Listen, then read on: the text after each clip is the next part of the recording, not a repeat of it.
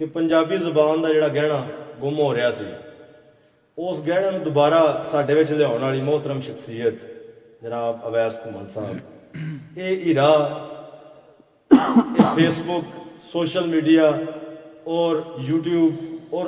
Total जितने भी अजकल मीडिया की मुहिम बरपा ने उन्हां दे विच एक तूफान बरपा करने वाला ये हीरा जनाब अज साडे विच मौजूद है। अल्लाह पाक दा लख लख शुक्र अदा करने हैं कि इस दे विच तसव्वुफ, दरवेशाना, फकीराना, शायराना, लताइफ हर किस्म की क्वालिटीज़ पाई जाती हैं। ना सिर्फ पाकिस्तान सियालकोट गुजरात पूरे पंजाब बल्कि दूसरे मुल्कों जाके, जैसा कि पिछले दिनों इन्हों कतर दे विच देखा गया है, उस तो पिछे दुबई मुख्तलिफ कंट्रीज ओमान इन्हों का आउन जान लगा रहा है। तो इन्होंने अज शरफ बख्शा सानू भागवाल पिंड साडा एक सालाना प्रोग्राम चल रहा सी, तो उहदे विच जनाब इन्हों इनवाइट किया। असां इन्हां दी खसूसी शफकत जिहड़ा आए ने, तो मैं चूँकि इस चीज़ को समझना कि वो हर एक फन दे विच मतलब आ जाते हैं, उन्होंने हर फन मोला कह सकते हैं असीं, लेकिन खसूसीयत उन्होंने दे विच ये कि मैं देखा कि कोई बंदा जिहड़ा उन्होंने ना भी चाहता हो उन्होंने भी गले लाते हैं। वो इस तरह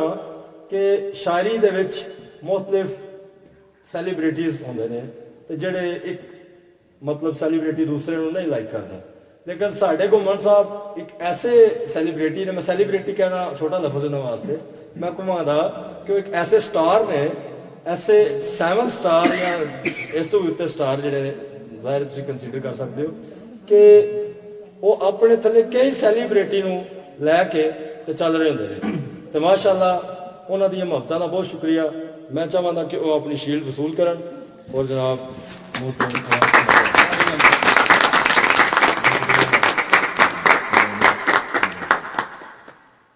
सत बिस्मिल्लाह जी आया नू किधरों चंद चढ़ाए जे अज फिर परत वजूद विच जान आई बाद मूता मुंह वहाए जे अज सिर चुमीए के प्यार देइए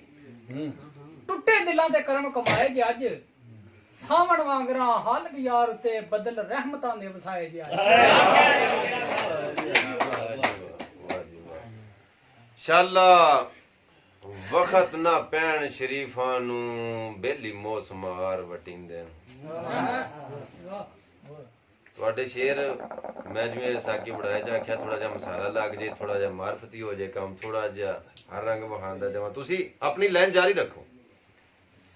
शाला वक्त ना पैन शरीफां नू ए बेली मौसमार वटिंदे न, मजबूर हैं यार इजाजत दे मथे लगे इंज घबरींदे न। ते घरों जद भी पुछी आंदे ने घर कोई नहीं, एहो लफज हयात सुनी देना जेड़े हाथ ते लेट के सौंदे होवन कदे कदे यार दसींदे गुरबत दी